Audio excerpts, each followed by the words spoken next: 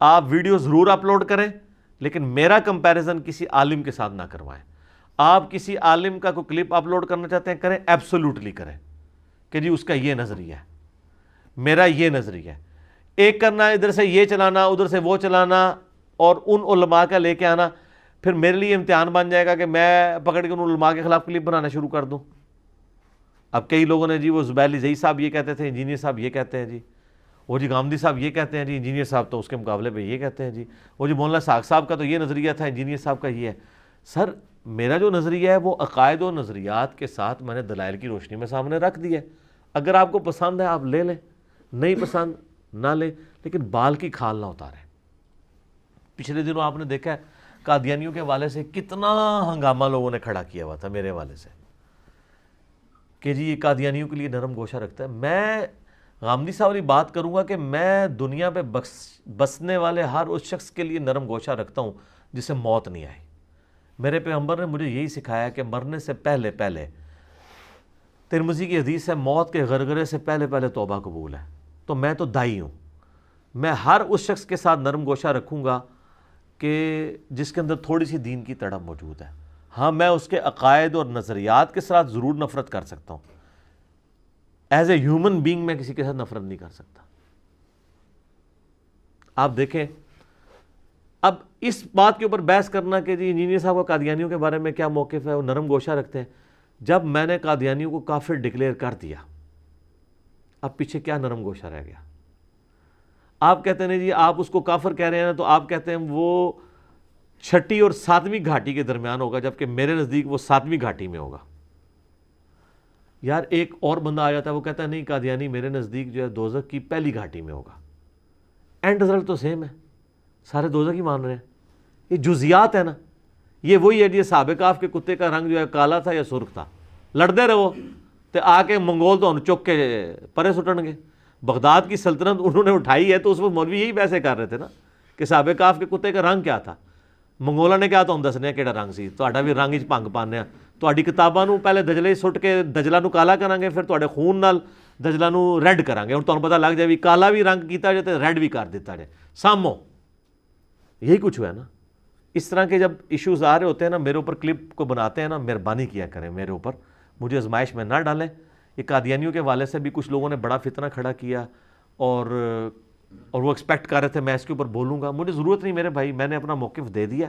اگر آپ اس موقف کے ساتھ ایگری نہیں کرتے تو آپ کا رائٹ ہے, لیکن اس کے اوپر کسی شخص کے بارے میں یہ کہنا کہ وہ قادیانی نواز ہو گیا یا وہ شخص یہود و نصارہ کا ایجنٹ ہے, یہ بات بالکل غلط ہے.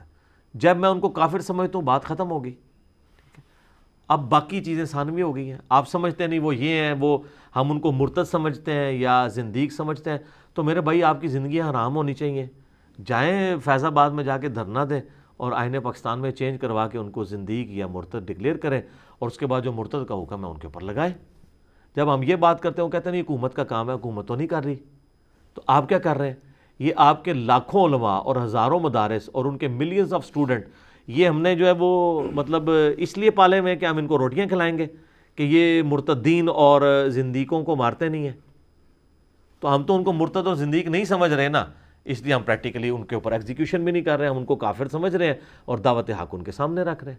آپ اگر یہ سمجھتے ہیں تو آئیں, دنیا اہل حق سے خالی ہو چکی ہے, کوئی ایک بندہ بھی نہیں جو سامنے آ کے اس سسٹم کو چیلنج کرے. اور کیسے کریں؟ ان کے بڑے بزرگوں نے تو ان کو غیر مسلم اقلیت مانا ہوا ہے آئین پاکستان کے اندر, انہوں نے تو نہیں اس وقت مرتد اور زندیق ان کو ڈکلیئر کروایا. اور پھر دیکھیں جناب وہ کئی دکانوں کے بعد لکھا ہوتا ہے کہ جی یہاں قادیانیوں کے ساتھ لین دین منع ہے. اس کے نیچے ایک اور جملہ بھی لکھا کریں کہ یہاں قادیانیوں سے لین دین منع ہے, البتہ چشتی رسول اللہ اور اشرف علی رسول اللہ والے بزرگوں کو ماننے والے, اس چیزوں پہ مناظرے کرنے والے اور ان کا جھوٹا دفاع کرنے والوں کے ساتھ لین دین کی اجازت ہے. یہ پورا جملہ لکھیں نا.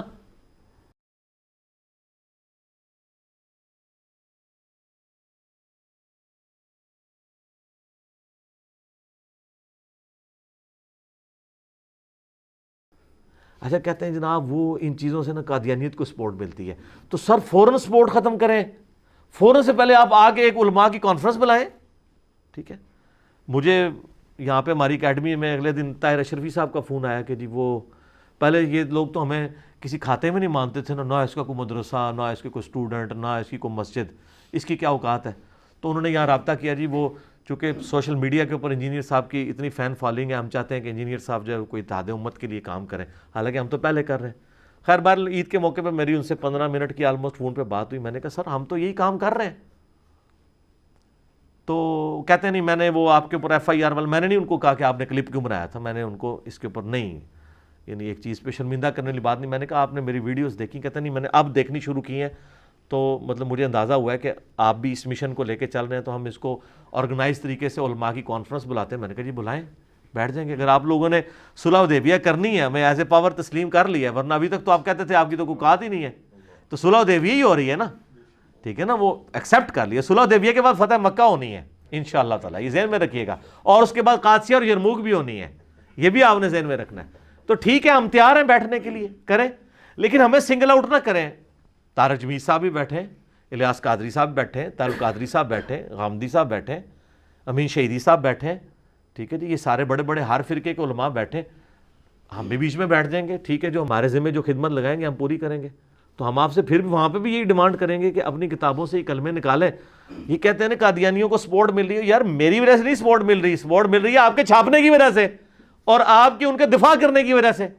اور اگر کہتے ہیں نہیں وہ اصل میں نہ آپ نے آزمائش میں ڈال دیا ہے، نہ ہم بزرگوں کو بچا سکتے ہیں، نہ نکال سکتے ہیں، تو یہ آپ کو عبارتیں نکالنی نہیں چاہیے تھی. تو یار یہ عبارتیں میں نے تو نہیں نکالی ہیں. بریلوی کا بچہ جب دودھ پی رہا ہوتا ہے نا، اس کی ماں اس کو ساتھ یہ بھی سکھا رہی ہوتی ہے کہ اشرف علی تھانوی نے اشرف علی رسول اللہ پڑھوایا تھا. ہاں یہ بات ہے کہ بھی دیوبندیوں کی مائیں نہیں اپنے بچوں کو چشتی رسول اللہ سکھاتی تھی، وہ ہماری وجہ سے ہوا ہے. لیکن آدھا کام تو پہلے سے تھا. میرے آنے سے دنیا میں اعلیٰ حضرت کے نامکمل مشن کی تکمیل ہو گئی ہے. انہوں نے ایک سائڈ کی باتیں اسام الرحمین میں رکھی تھی اور جواب میں المہند علی المفند آئی تھی. اب المہندس یعنی انجینئر علی المفندین، اتنے سارے وہ سٹھیاؤں کے اوپر، کیونکہ المفند وہ خود ہی انہوں نے یوز کیا نا.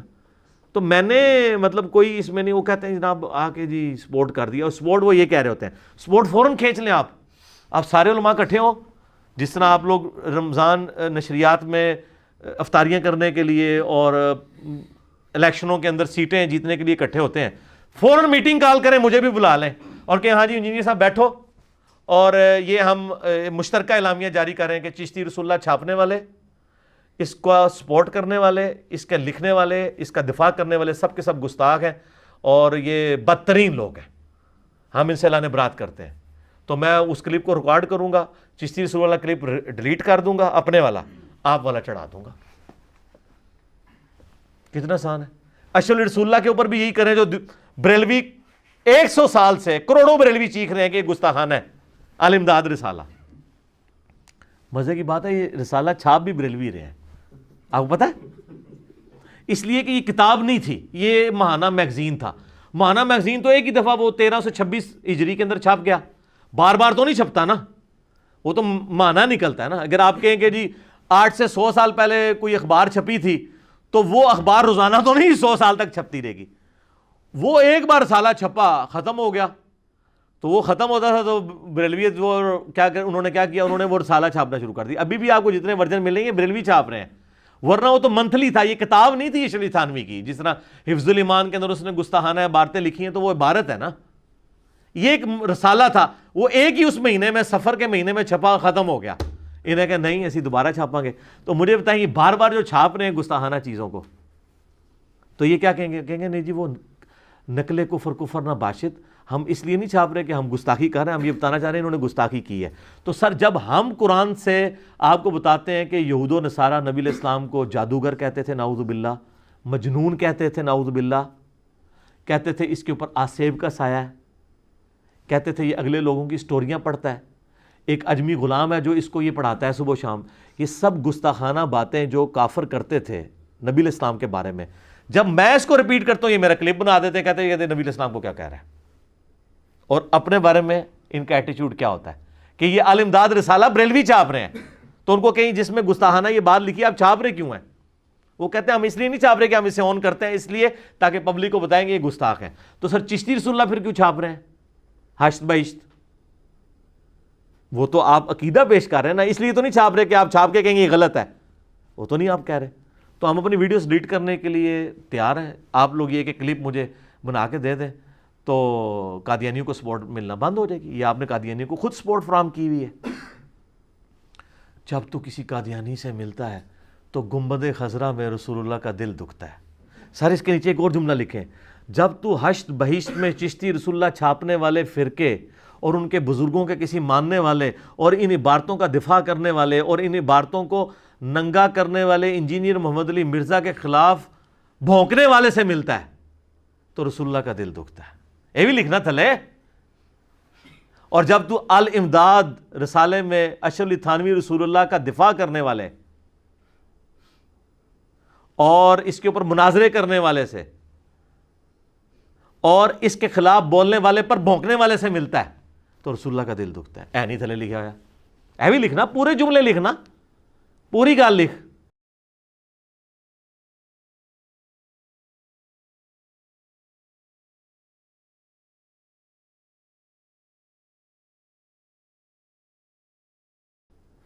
تو اچھا بڑا آسان تھا یار, آپ لوگ یہ 2 جملوں سے ہی دستبردار ہونا تھا نا, ہو جاتے. کہتے ہیں نہیں ادھر نہ آئے. سر ادھر کیوں نہ آئے, اسی کی وجہ سے تو وہ ادھر ہیں. آپ اگر ادھر سے ہٹے ہوتے ان کو ہٹانا ہمارا کام تھا. اور اللہ کے فضل سے ہماری اس پلیٹ فارم کی دعوت سے کئی قادیانیوں نے اسلام قبول کیا, اور وہ صرف اس وجہ سے کیا چونکہ میں نے چندے نہیں اکٹھے کرنے ہوتے کہ ایک قادیانی کو مسلمان کر کے پہلے بریلویوں کے پاس وہ جاتا ہے, وہاں مسلمان ہوتا ہے, پھر وہی کچھ عرصے بعد دیوبندیوں کے پاس جا کے مسلمان ہو رہا ہوتا ہے تاکہ ادھر کا چندہ ادھر سے ڈیوائیڈ کرے, ادھر کا ادھر سے سارا ہوتا ہے. یہ کام ہم نے کرنا نہیں ہوتا, ورنہ میں لا کے یہاں ویڈیو بنانی شروع کر دوں. ان کو یہی چیز اٹریکٹ کی ہے کہ جو ہمیں جھوٹے سہارے تصوف کی عبارتوں کے اوپر دیے ہوئے تھے, کوئی بندہ تو آیا جس نے صوفیاء کو بھی اور غلام احمد قادیانی دجال کو بھی دونوں کے غلط نظریات کو غلط کہا ہے.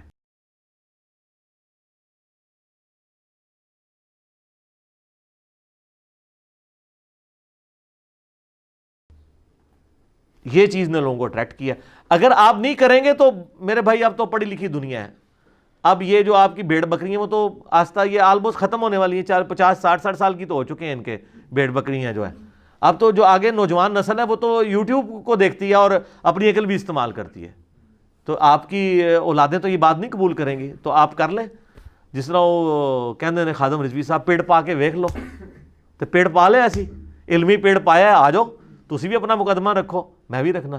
ان باتوں کو جھگڑا بنانا, اس طرح کی چھوٹی چھوٹی نٹی گریٹیز کو پکڑنا اور پھر اس کو ہنگامہ کھڑا کرنا, میں اس میں بہت لیول تک آگے جا سکتا ہوں, لیکن میں ان اٹینڈڈ ان چیزوں کو چھوڑتا ہوں اس لیے کہ بھئی اصولی باتوں کو طے کریں. آپ چھوٹی چھوٹی نٹی گریٹیز پکڑیں گے تو یقین کریں پھر معاملات بہت دور تک جائیں گے. ٹھیک ہے, پھر کوئی بندہ بچے گا نہیں. پھر میں ہر ایک چیز کا کریٹیکل انالیسس کروں گا, قرآن و سنت کی روشنی میں رکھوں گا, اور پھر ہو سکتا ہے کہ میں ان شخصیات کے اوپر بھی بات کروں جن کے لیے میں احترام کا رشتہ رکھتا ہوں. پھر میں اس چیز کا لحاظ نہیں کروں گا, ان کو سنگل آؤٹ پھر میں اس طریقے سے کروں گا. لیکن چونکہ میں آلریڈی کشف الہام کے بارے میں جو میرا موقف ہے کتاب و سنت کے دلائل کی روشنی میں وہ موجود ہے, وہ آپ دیکھ لیں تو آپ کو پتہ چل جائے گا کیا صورتحال ہے. تو باقی جن کا زیادہ عشق رسول تڑپتا ہے نا, تو وہ آئیں, تو اگر زندیق یا مرتد کا حکم لگاتے ہیں تو اسے ایگزیکیوٹ کریں, اور اگر کہتے ہیں ہمارے ہاتھ میں سلطہ نہیں ہے, حکومت نہیں ہے, ہم ایگزیکیوٹ نہیں کر سکتے, تو آئیں دھرنا دیں اور گورنمنٹ سے یہ چینج کروائیں, شکت میں اس میں تبدیلی کروائیں. میرے پیچھے کیوں پڑے ہوئے ہو, میرا تو کوئی لینا دینا نہیں ہے. جب میں نے کہہ دیا کافر تو بات ختم. لیکن یہ کہتے ہیں کہ جی ان کو تو کافر کہہ رہے ہیں نا, ہماروں کی جو غلطیاں نا ان کو بھی کسی طریقے کہہ دے ٹھیک ہے. یہ میں کیسے کہہ دوں, میں نے اللہ کو جواب نہیں دینا, میں نے قیامت الدین نبی صلی اللہ علیہ وآلہ وسلم کا سامنا نہیں کرنا. مجھے تو اپنی قبر و آخرت کی فکر ہے, آپ لوگوں کو تو نہیں ہے. تو آپ لوگوں کو تو لگ پتہ جائے گا نا آگے جا کے اس طرح کی 2 نمبری کا. ویسے تو ادھر ہی جتنی ذلت اور خواری ان کو کاٹنی پڑ رہی ہے وہ آپ دیکھ رہے ہیں کہ سارے ایک ہوئے میں. تو اچھا یہ باتیں میں کوئی کسی سے ہمدردی کی بھیک مانگنے کے لیے نہیں کر رہا, واللہ مجھے تو مزہ ہی اب آ رہا ہے میچ کھیلنے کا. میں تو چاہتا تھا کہ میں اس کو ٹاپک بنواؤں کہ ہر جگہ یہ چیز ڈسکس ہو. میرا تو مقصد پورا ہو گیا, کیونکہ اب جو ڈسکس ہو رہی ہے نا اسی میں ہماری جیت ہے. لوگ خود ہی لانتے بھیج رہے ہیں ان کے اوپر. ان کا یہ تھا کہ یہ ٹاپک ڈسکس ہی نہ ہو, مٹی پڑی رہے. اب چونکہ ڈسکس ہو رہا ہے تو ڈسکس ہونے سے کھل کھل کے سامنے آ رہا ہے. اب جب میں نے یہ چیز ہائی لائٹ کر دی ہے کہ حسام الارمین کے اندر اعلیٰ حضرت نے 1905 میں علماء دیوبند پہ کفر کا فتویٰ لگا کے انہوں نے رشید احمد گنگوئی اور اشرف علی تھانوی کو قادیانیوں کا دم چلاکا ہے. جب اعلیٰ حضرت کروڑوں بریلویوں کے امام دیوبندیوں کو قادیانیت کا آف شوٹ سمجھتے ہیں تو پیچھے تو بات ہی ختم ہو گئی. پھر میں نے تو کوئی نئی بات نہیں کی ہے. یہ تو آپ آپس میں طے کریں نا کہ آپ میں سے کون قادیانیوں کی اولاد ہے. ہمارے لیے تو سارے برابر اس اعتبار سے ہوں گے کہ ہم تو غلام احمد قادیانی کو بھی دجال سمجھتے ہیں, چشتی رسول اللہ اور اشعری رسول اللہ کے اوپر بھی ہم عبارت کے اوپر کفریہ فتویٰ لگاتے ہیں. اگر کوئی سمجھتا ہے اس پہ اسلام کا فتویٰ لگاتا ہے تو آئے لگائے, پھر وہ جانے اور اللہ جانے اور عاشقان رسول جانے اور 295C جانے. تو ان کو پتہ ہے اس طرح نہیں ہوگا. تو ہم نے پوری کوشش کی ہے کہ پازیٹیولی چیزوں کو لے کے چلیں, جزیات کے اندر نہ پڑا کریں, اصولی بات لیا کریں اور ایسا اصول کھڑا کیا کریں جس کے اوپر آپ کھڑے رہ سکیں. جذبات کے اوپر اگر جائیں گے تو میرے جذبات بہت کچھ کہتے ہیں, میں نہیں کرتا وہ, اس لیے کہ میں اسے علمی طور پہ جسٹیفائی نہیں کر سکتا. آپ دیکھ لیں ایک زمانہ تھا سنیوں کو پٹی پڑھائی گئی تھی کہ جی شیعہ کیا ہیں, وہ کہتے ہیں یہ کافر ہیں. کیوں؟ صحابہ وہ گالیاں نکالتے ہیں. اب اللہ کے فضل سے کوئی سنی مولوی یہ جرت نہیں کرتا, کوئی ایک لے ہیں جو یہ جرت کر دے کہ صحابہ کو گالی دینے والا کافر ہے, کیونکہ ان کو پھر نیچے مسلم اور بخاری کی حدیثیں آنا شروع ہو جائیں گی کہ ہاں جی جناب یہ ان حدیثوں کے بارے میں آپ یہ تو ان لانتوں کے اور گالیاں نکالنے کے بانی تو یہ ہیں. اب وہ کہہ رہے ہیں نہیں جی وہ صحابہ کو گالی دینا فسق ہے, گناہ کبیرہ ہے, ایمان سلب ہو جانے کا اندیشہ ہے. اچھا جی آج کے 1400 سال کے بندے کا تو ایمان سلب ہو جانے کا اندیشہ ہے, اور جو اس زمانے میں مبارک زمانے میں ہوتے ہوئے یہ کام کر رہا ہے اس کا ایمان بڑھ جانے کا اندیشہ ہے. تو اس پہ آگے پھر سیکھ پا ہو جائیں گے. ٹھیک ہے, تو اسی لیے ڈسکشن کو علمی نہیں رہنے دینا چاہتے, یہ اس کو نہ اس میں دھاندلی کرنے کی کوشش کرتے. ٹھیک ہے کریں جناب, پیڑ پایا جی ساڈا بھی علمی پیڑ پہ ہے, ویکھو پھر کہ رزلٹ نکلتا ہے. تو انو اللہ نے تھوڑی زندگی دکھاتا ہے. کتنے بابے ملے ہیں, مجھے کئی بھائی ملتے ہیں جی ساڈے ابا جی انج کہندے نے جناب چولی چک کے یعنی میری نسل برباد کرتی تھی. میں کہا بالکل جی ابو جہل دی یاد تازہ ہوندی تواڈے ابا جی نوں ویکھ کے نا.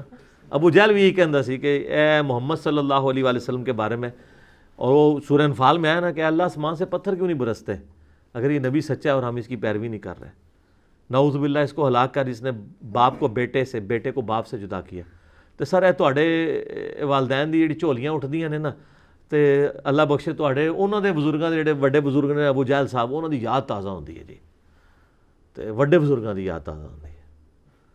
تو ٹھیک ہے اٹھائیں, یہ علم کی دنیا انشاءاللہ تعالیٰ اس میں سچائی کی جیت ہوگی. ٹھیک ہوگا. اللہ تعالیٰ سے دعا ہے جو حق بات میں نے کہی اللہ تعالیٰ ہمارے دلوں میں راسخ فرمائے, اور جذبات میں اگر میرے منہ سے کوئی غلط بات نکل گئی تو اللہ تعالیٰ ہمارے دلوں سے ہی معاف کر دے. ہمیں کتاب و سنت کی تعلیمات پر عمل کر کے دوسرے بھائیوں تک پہنچانے کی توفیق عطا فرمائے. سبحانک اللہم و بحمدک اشہد ان لا الہ الا انت استغفرک و اتوب الیک وما علینا الا البلاغ المبین. جزاکم اللہ خیرا.